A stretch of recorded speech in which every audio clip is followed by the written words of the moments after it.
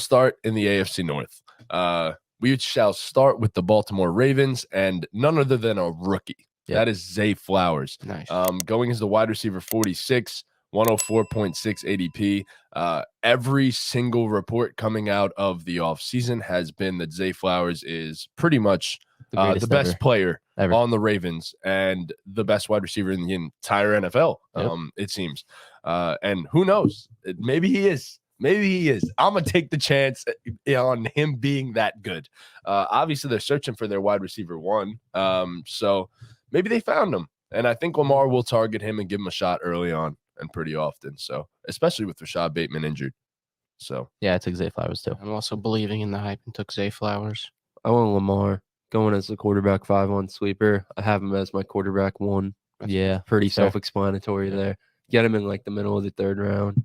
I feel like that's a steal for Lamar. I promise all my drafts, I want to be in more leagues, not just these stupid 3 leagues. I want to be in more, but every draft I will have either Lamar, Justin Fields, or someone else. I feel like he's gonna talk or someone else. I would hope so. I will assume you would have someone else. That someone else. I can't reveal him yet. Okay. I feel like you said this last year too. You just want to be in like every league, and then it's not like Sam Howell. It was someone on a team that we haven't said yet.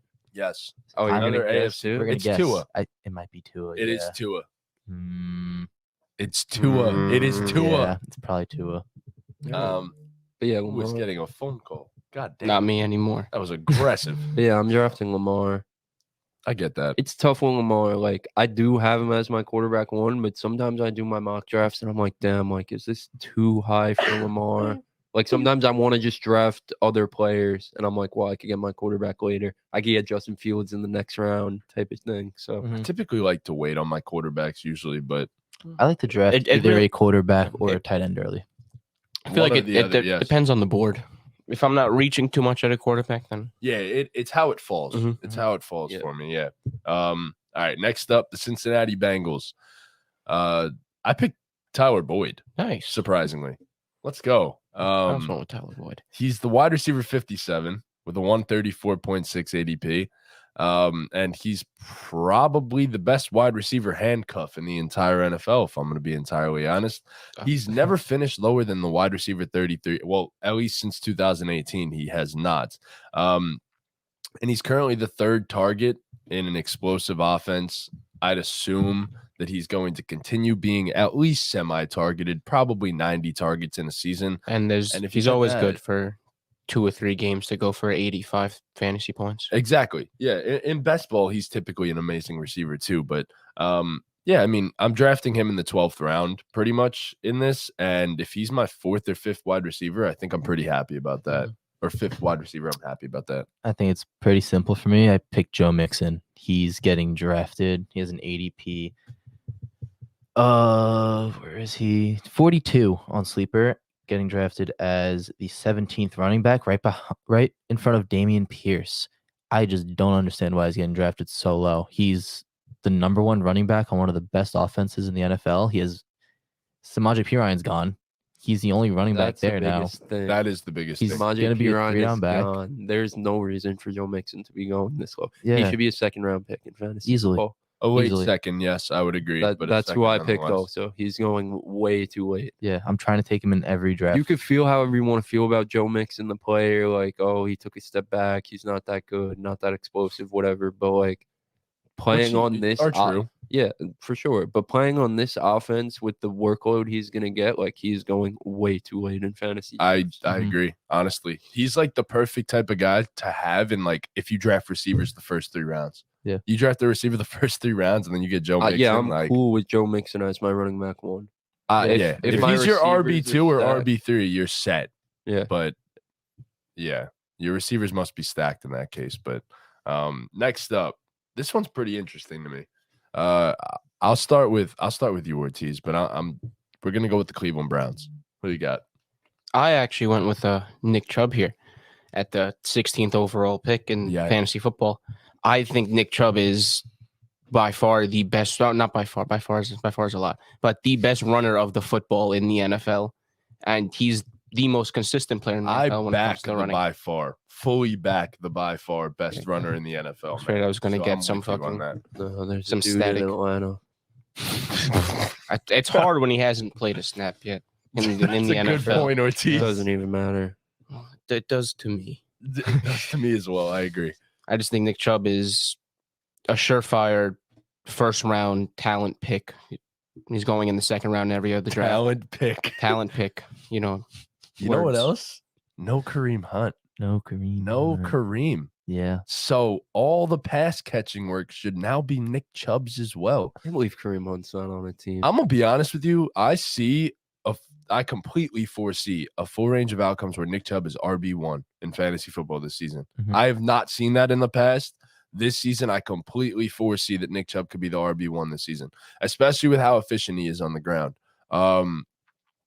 I did not pick Nick Chubb, but I definitely agree that Nick Chubb is completely undervalued in fantasy football drafts and should be going close to the top 5. I went with Nick Chubb just because I didn't really like the value of anyone else on this team. Honestly, Oh, I didn't love like it. value.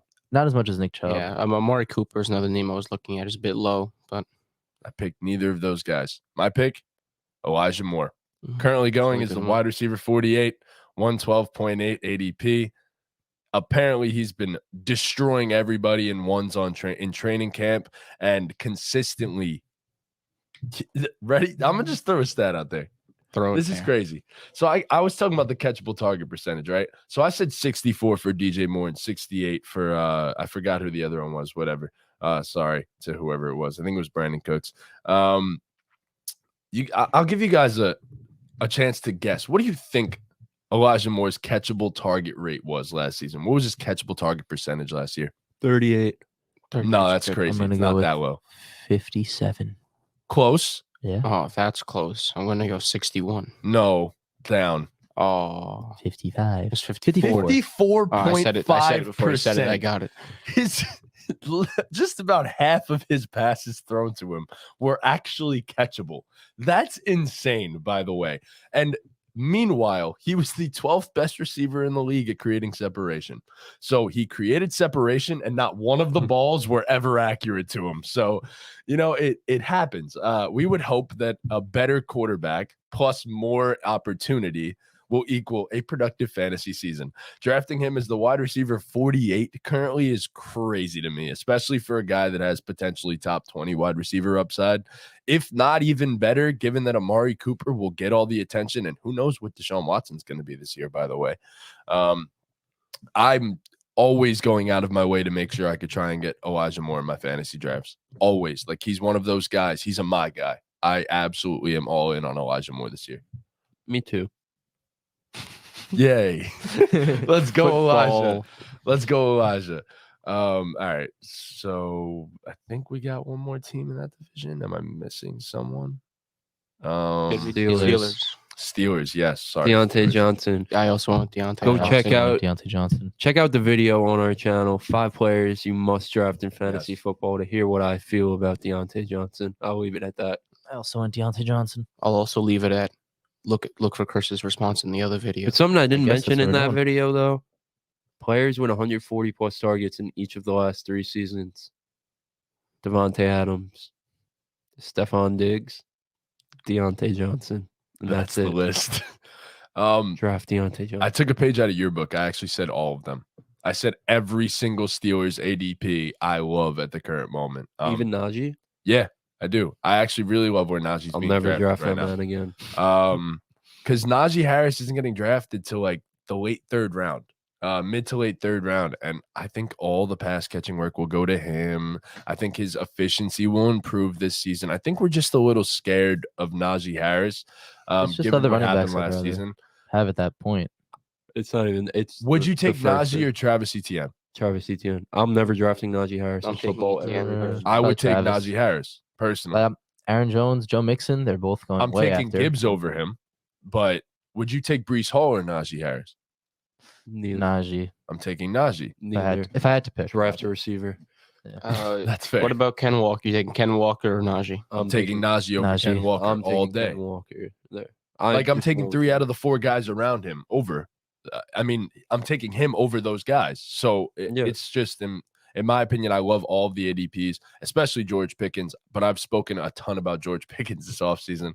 Another one of the guys that I've just been hyping up like crazy, but I don't think I have to hype him up like crazy anymore because his practices do that themselves. I'm sure all of you saw the clip with Joey Porter Jr. Bro. Come on. Bro, Joey Porter was holding him the whole route. Bro. Stop. Can't create no separation, bro, on a rookie cornerback. Couldn't create any It separation. was one rep, and then he had to caught the push ball off. on his dome. He had to push off. That's what George Pickens been doing since day one.